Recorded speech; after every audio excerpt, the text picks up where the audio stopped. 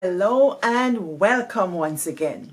This is What is Story Say with Dr. Pauline Baird, cultural bearer from the village of Buxton, Guyana, who tells stories about her village, Buxton.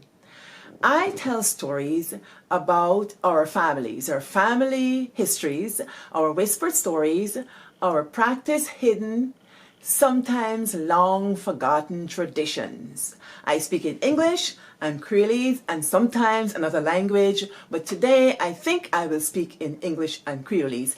What does story say? Loud talk story. If you like them story this, like and subscribe. A village, thing does happen. And let me tell you a story about Binnie and Banna. Every second Sunday is Binnie and Banna's story, so I tune in. According to Edgar Henry, this book named Guyanese slang alphabet, he said a Banna is a male person, boy or man, friend or foe. And he said a Binnie is a female having good looks, well endowed, a female or girlfriend. Let me talk about the Binnie story. They get a Binnie, they live in Buxton, so she's nice. 15-year-old girl. She proper nice, she round and tall and slim and she's smart. And she grew up in this house with her brother and sister. But her mother was a Tantaria of a woman. You know, I make joke with that woman. She been so bad, they used to call she Hitler's wife. Well, this girl been a Hitler wife daughter. So this girl then she going to school and everything. She say one thing happened to she that I have to tell you about. Because this is the Binnie story.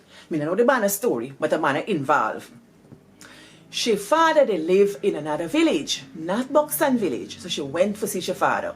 When she got to her father village, which is different from her village, she was going to a football game at the ball ground. When she going to the game, you know, she looking nice with your nice Adidas shoes and so buy a watch she. And a Banna see she and go psst, psst. And she ain't pay no mind because she mother said don't talk to buy and them kind of things. She raised a good girl.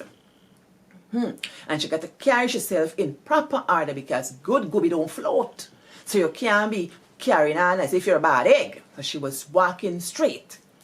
And the boy see she coming back from the football game and decided to walk with she. He talking to she and he sooring and he giving she talks and so she just listening and just, you know, pretty up herself. So like a Binnie does behave when she getting sooring. But she ain't doing anything untoward. And the boy, but they stopped by the car and crow bush at the side of the road and he's talking.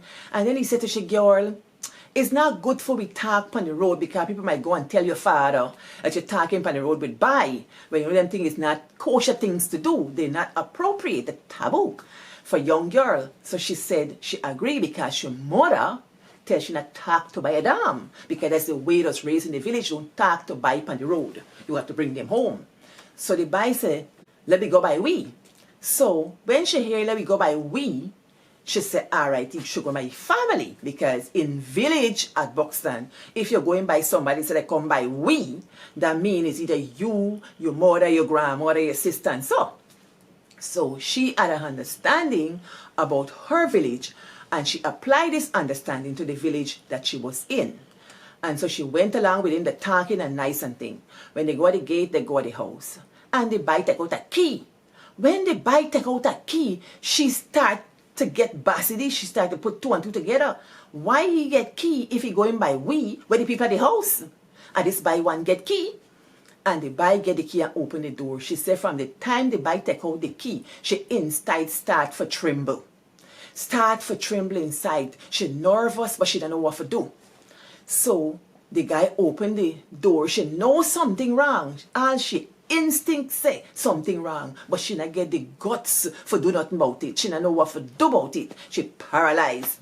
So the boy hold she hand and bring she in the house. She said by this time, all she teeth a knock. She body a shake because she know she in danger. But what she gonna do about this danger? So the boy now start to come on to she and she don't know what to do now. She like a mesmerized, petrified. She's just stuck. people at she village never tell she about this. She mama never tell she about this. Nobody that tell she about this. None of she girlfriend ever talk about this. None of them Binnie talk about this. She don't know what to do. The boy now hold she hand, carry she in the bedroom, the feelings now with this newness of this boy and the holding of the hand and so overcome. She gone in the bedroom. She say the boy break ship on the bed and she start to fight the boy. But she 15 years old, she not get the strength to say I want road by. She said I want road by.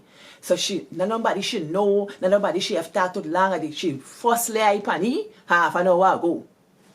And so, and she was raised not to talk to by a road. So now she there on this bed to fight this boy, and this boy overpower she. And so on. So she after that she get up and she go home. She not said nothing to she father or she mother. So after that weekend now when she go back to Buxton village, she mother see she come from up the road and start pan she, girl, may you been a man house? That time somebody from that village see she come out of the boy house and run a box and go tell she mother. Me see you been a man or may you been a man house? She said, mommy, me not been nowhere. Oh, you not been nowhere? Stand up here. Let me tell you one thing. Wana kwende akwendula. Wana kwende akwendula. She don't know what she mama mean. She don't know what she mama mean, but she not gonna ask she mama nothing. So she did it quiet. Weeks a pass, ago. She start to miss the period. She don't know what to do. She said maybe it must just fluke. So 6 weeks come and go, nothing.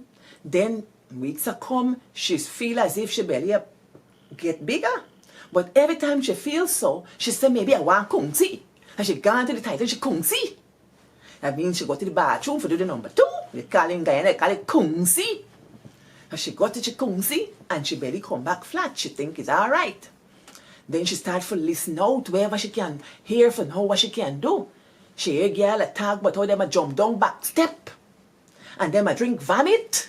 And all kind of bush for get rid of this baby. But she don't know what to do because she an innocent girl, she don't know. But she not trying none of them thing now. Now, she start to get bigger. She know she pregnant. But she don't know how to tell this mother because remember this woman name, Hitler's wife. So, she going to school. That time, I will go to school, I will wear one khaki Tetrex uniform. You get a back split inside the back seat so you can hide all multitudes of sins under this uniform. For a certain time, she get on the uniform and she go to school and she go alright. Till one day, one girl tells she, girl, may your belly big? She say, oh, she story there don't know. People start notice. She mother, and what she, you got something for tell me? She not get nothing for tell she. No, she get one house dress that she used to wear. That was the only thing where we start for fit she.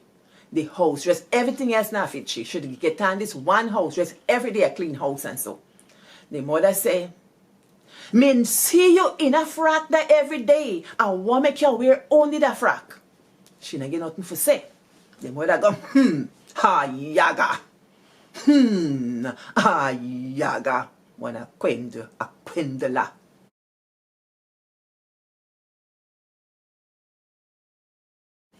So, eventually when she can't hide the belly no more, she stand up in the house and she say, mommy, my belly big.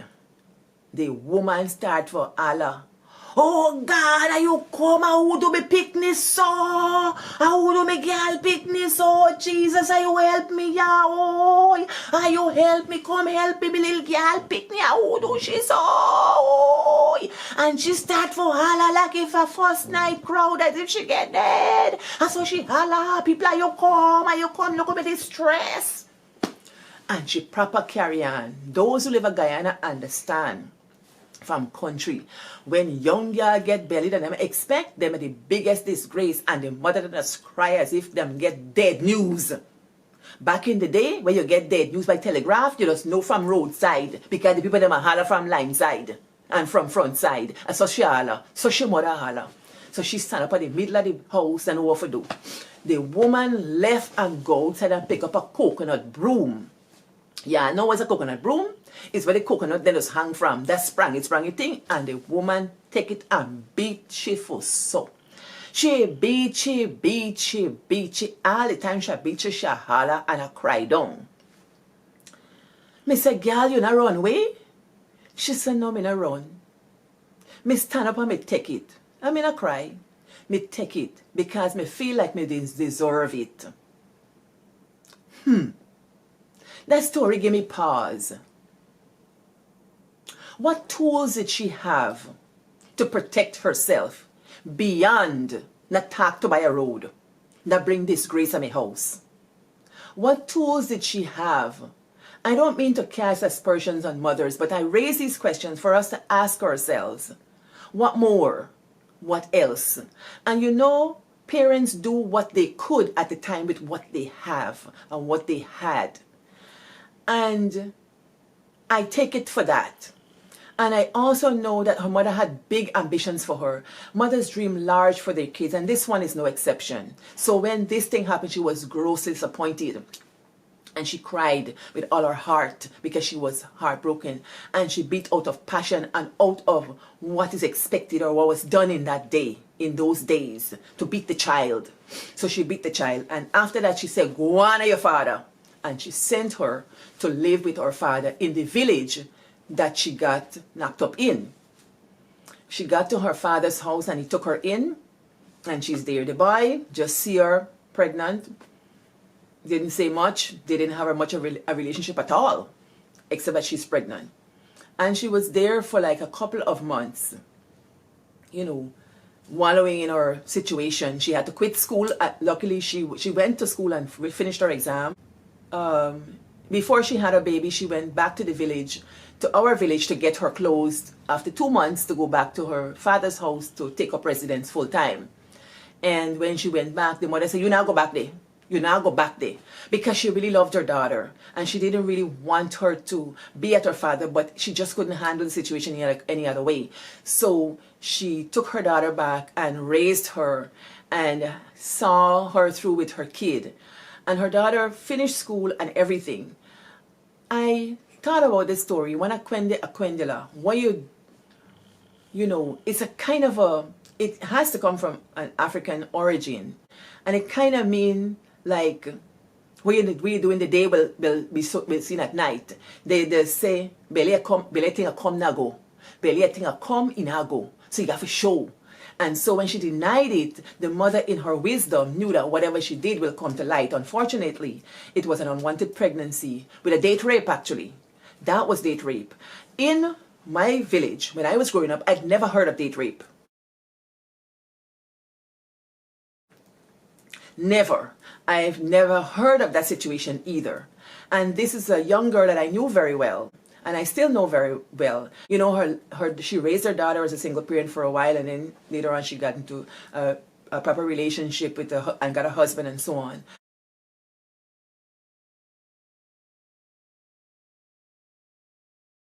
And she raised her daughter. The girl was so well accomplished that now in another country she's a nurse educator. She did well for herself with her master's degree and so on. Her mother is so proud of her. And she said she does love her own mother. She understands her mother's behavior because it's what's been common in the village. And she never doubted her mother loved her. So I bring this story for us because it has so many things to teach us. You know, when I was attending a certain church, they would have girls, you know, shout out at the crusade. If a boy like you and he asks you a question, you must say no, you must say no, and shout no. I always wondered about that. When you say no at the crusade, when you like the boy, how do you say no? What tools do we give our children? Let me talk the story and walk good.